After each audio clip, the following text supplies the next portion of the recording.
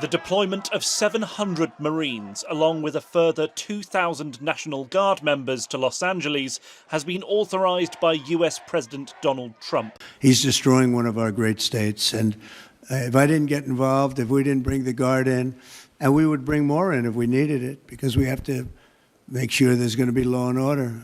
You had a disaster happening, and they now admit it was a disaster. I watched the chief yesterday, who's a good man, by the way, and he said, well, we're lucky we did this because they were overwhelmed. You saw what was happening.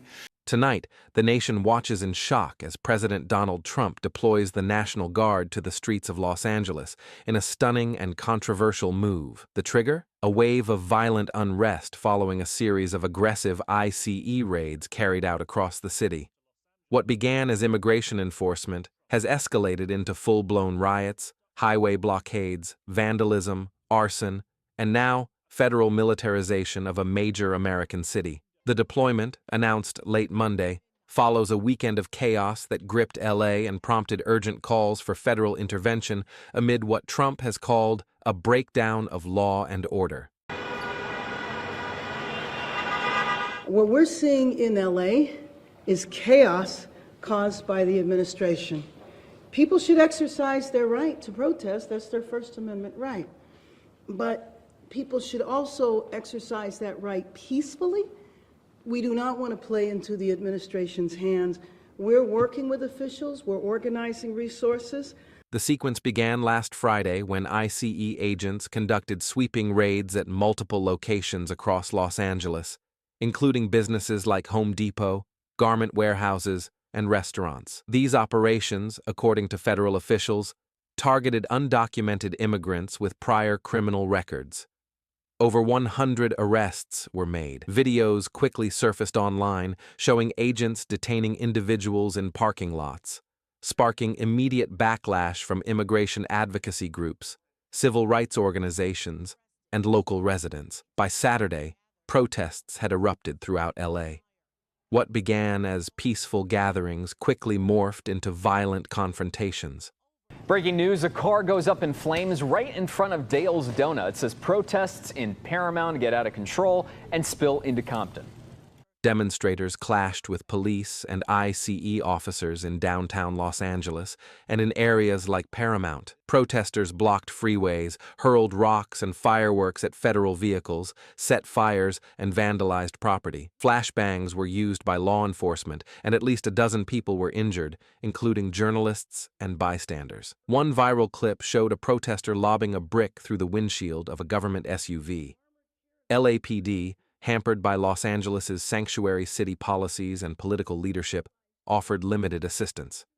Mayor Karen Bass, in a statement, said the city was not informed in advance of the raids and claimed the federal actions had put communities under siege. Another explosive night in Southern California as protests continue over immigration raids. Police and crowds facing off in Los Angeles and Orange County. This morning, law enforcement is gearing up for a fifth day of unrest. Critics, however, argued that the city's refusal to cooperate left ICE agents vulnerable and essentially invited public disorder. According to sources, several ICE vehicles were damaged, and agents were forced to wear masks not only for identity protection, but to shield themselves from attacks. It was in this environment of unchecked unrest and a mounting federal-local divide that the Trump administration acted. On Monday night, Trump invoked the Insurrection Act and ordered the immediate deployment of 2,000 National Guard troops to Los Angeles. It marks the first time since 1965 that the National Guard has been federalized and sent into California without the state's request or consent. A further 700 active-duty Marines were placed on standby or sent to undisclosed staging areas across Southern California. Federal officials say the Guard's mission is to restore order, protect federal property, and support ICE operations. Initial reports indicate troops have been stationed at 3 key locations across LA, including downtown and the areas where violence has been most intense. Checkpoints and roadblocks have been established, and curfews are being considered. According to Tom Homan, former acting ICE director and current DHS advisor, The decision to deploy was made after agents were attacked with rocks and firebombs. "We cannot allow violent mobs to dictate immigration enforcement," Homan said in an interview, "and we will not permit cities to become no-go zones for federal law." The political fallout was immediate and intense.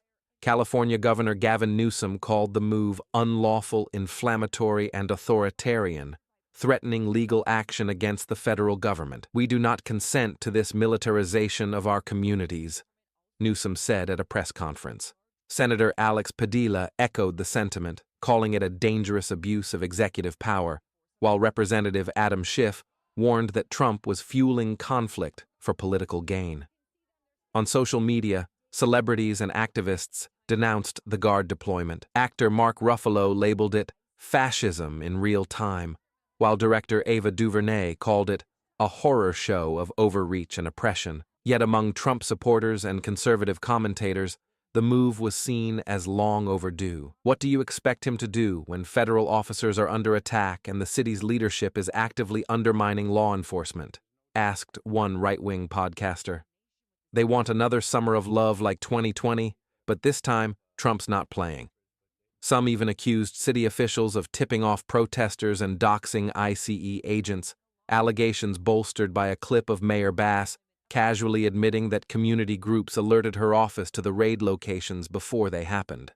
The tension has now boiled into something resembling open warfare between state and federal authority. Protesters have reportedly set up makeshift barricades using shopping carts, cinder blocks, and even cement bricks. Videos show fires burning near government buildings. National Guard vehicles, armed with riot gear and surveillance drones, now patrol the streets. Federal law enforcement has declared several protest zones unlawful assemblies and issued arrest orders. Over 100 people have been detained so far, and charges are expected to include assault on federal officers, vandalism, and inciting violence. Still, questions linger. How did protesters know the locations of the ICE operations so quickly? Why were bricks and improvised weapons found near every major protest site? Some federal officials privately suspect coordination between activist networks and city officials. A DOJ spokesperson confirmed they are reviewing statements made by LA politicians for any signs of interference or obstruction.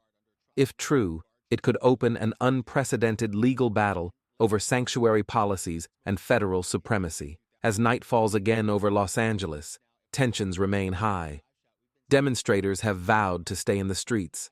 Civil rights attorneys are calling for the immediate withdrawal of the National Guard, citing constitutional violations. Meanwhile, the Trump administration insists it will not back down.